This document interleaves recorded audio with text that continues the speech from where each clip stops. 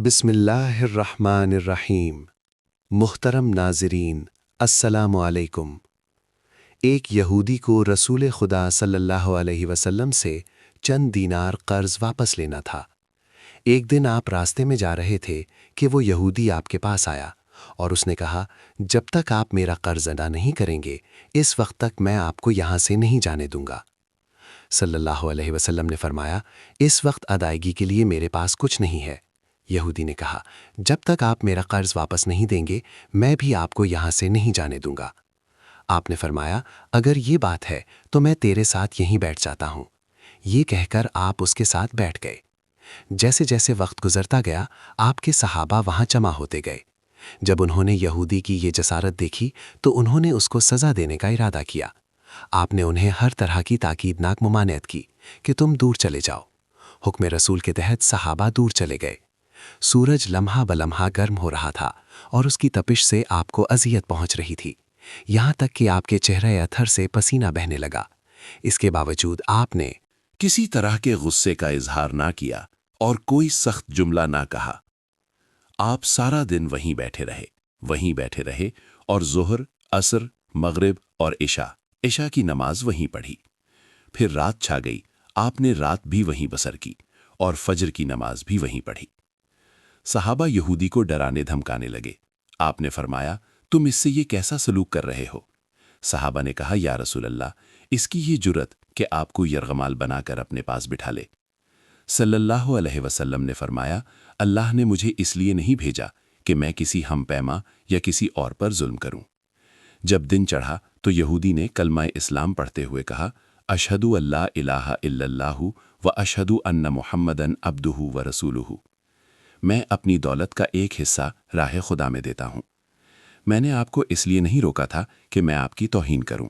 اس ذریعے سے میں آپ کے پیمانہ صبر کو آزمانا چاہتا تھا، کیونکہ تورات میں نے آپ کی صفت پڑھی ہے کہ محمد بن عبداللہ مکہ میں پیدا ہوگا اور طیبہ کی طرف ہجرت کرے گا۔ وہ تند خو اور سخت مزاج کا بیہودہ گوئی کرنے والا نہ ہوگا اور کوئی جھوٹی بات زبان سے نہیں کہے گا۔ اس طرح سے میں نے آپ کو یہاں رکھ کر اس بات کی تصدیق کی ہے کہ تورات نے بالکل سچ کہا تھا۔ رسول اکرم اللہ مبعوث پر رسالت ہونے کے 3 سال بعد تک خفیہ طور پر دعوت اسلام اور اسلام دیتے رہے۔ اس کے بعد اللہ تعالیٰ نے آپ کو حکم دیا کہ آپ کھل کر اللہ کا پیغام پہنچائیں اور لوگوں کو خدا کی طرف دعوت دیں۔ ایام حج شروع ہوئے تو پورے جزیرہ عرب سے لوگ مکہ کی طرف آنا شروع ہوئے۔ نبی اکرم صلی اللہ کوہ صفا پر چڑھے اور آپ نے بلند آواز سے فرمایا، علیہ السلام، لوگوں میں اللہ کا رسول ہوں، تم اللہ رب العالمین پر ایمان لے آؤ۔ لوگ آپ کی طرف متوجہ ہوئے۔ آپ صفا سے اتر کر مروہ آئے اور وہاں پر بھی آپ نے 3 بار یہی اعلان کیا۔ جب ابو جہل نے حضرت صلی اللہ کا یہ اعلان سنا تو اسے سخت غصہ آیا۔ اس نے زمین سے ایک پتھر اٹھا کر آپ کی پیشانی پر مارا، جس سے آپ کی پیشانی زخمی ہو گئی، خون بہنے لگا اور آپ کا پورا چہرہ لہو لہان ہو گیا۔ اس کے بعد تمام مشرکین آپ کو پتھر مارنے لگے۔ نبی اکرم اللہ مجبور ہو کر جا کر چھپ گئے۔ مشرکین کوہ ابو قبیس پر چڑھ گئے، نے بھی آپ کا تعاقب کیا لیکن آپ انہیں کہیں دکھائی نہ دیے۔ ناکام و نامراد ہو کر وہ واپس آ گئے۔ اسی اثناء میں ایک شخص نے حضرت علی کو اس واقعے کی اطلاع دی اور کہا کہ میرا خیال یہ ہے کہ محمد مارے جا چکے ہیں، نعوذ باللہ۔ یہ سن کر حضرت علی کو شدید دکھ ہوا اور آپ ام المومنین حضرت ختیجہ الکبریٰ کے پاس آئے اور ان سے کہا، میں نے سنا ہے کہ مشرکین نے رسول خدا صلی اللہ علیہ پر سنگباری کی ہے اور بعض لوگوں کا یہ گمان ہے کہ نبی اکرم شہید ہو گئے ہیں۔ آپ روٹی پانی اٹھائیں اور میرے ساتھ انہیں تلاش کرنے کے لیے چلیں، ممکن ہے ہمیں ان کا کہیں نشان مل جائے۔ آپ وادی پر نظر رکھیں اور میں پہاڑ کے دامن میں آپ کی کو تلاش کرتا ہوں۔ آپ روتے ہوئے آگے بڑھے اور آپ کہہ رہے تھے، یا رسول اللہ، ہمیں جواب دیں، آپ کہاں ہیں؟ میری روح آپ پر قربان، آپ کس وادی میں بھوکے پیاسے ہیں؟ آپ نے مجھے اپنے ساتھ کیوں نہ لیا تھا؟ حضرت ختیجہ رو رو کر فریاد کر رہی تھیں، کوئی ہے جو نبی مصطفیٰ کی مجھے خبر دے، کیا کسی نے انہیں دیکھا ہے جو مجھے ان کے متعلق بتلائے؟ پر اس وقت جبرائیل امین رسول خدا صلی اللہ علیہ وسلم پر نازل ہوئے۔ ان کے پیچھے ملائکہ کی بہت سی صفیں تھیں۔ انہوں نے ان حضرت صلی اللہ سے کہا، خدائے وند و جبار نے ہمیں آپ کے فرمان کی سمیل کے لیے بھیجا ہے، اگر آپ چاہیں تو ہم اس قوم کو تباہ کر دیں گے اور ان کا دنیا میں نہیں نام و نشان تک باقی نہ رہے گا۔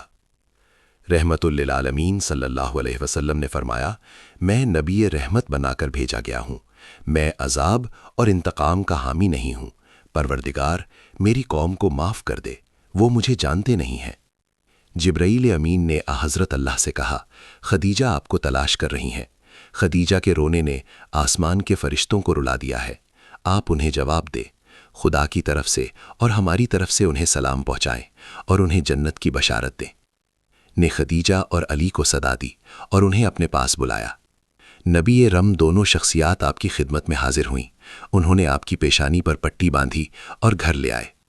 جب مشرکین کو معلوم ہوا کہ نبی اکرم اللہ اپنے گھر آ چکے ہیں تو انہوں نے گھر کا محاصرہ کر لیا اور سنگ باری شروع کر دی۔ حضرت علی اور حضرت خدیجہ آپ کے دفاع میں ڈٹ گئیں۔ معمولی سا وقفہ ہوا تو حضرت خدیجہ گھر سے نکلیں اور انہوں نے چیخ کر کہا، اے فرزندان قریش، کیا تم سے یہ عملات ہو گئی ہے؟ تم اپنے قبیلہ کی معزز اور محترم خاتون کے گھر پر سنگ باری کرنے لگے ہو؟ اگر تمہیں خدا کا خوف نہیں ہے تو کم از کم دوسرے لوگوں کو اپنے اوپر ہنسنے کا موقع نہ دو اور اپنے لیے ہمیشہ کی ذلت اور رسوائی نہ خریدو۔ جب مشرکین نے حضرت خدیجہ کی گفتگو سنی تو ندامت کے مارے ان کے سر جھک گئے اور وہ شرمندہ ہو کر اپنے گھروں کو چلے گئے۔ نبی اکرم صلی اللہ علیہ وسلم نے دعوت اسلام کا آغاز ان روح فرسا واقعات کے ساتھ کیا تھا۔ آپ پر کروڑوں سلام ہوں۔ آپ نے لوگوں کو گمراہی اور ذلت سے بچانے کے لیے قدم قدم پر تکالیف اٹھائیں اور صدمے برداشت کیے۔ امید کرتا ہوں کہ آپ کو آج کی ویڈیو اچھی لگی ہوگی۔ اگر آپ کو ہماری ویڈیو اچھی لگی ہے تو ویڈیو کو لائک کریں اور مزید اس طرح کی ویڈیوز دیکھنے کے لیے ہمارا چینل سبسکرائب کر لیں۔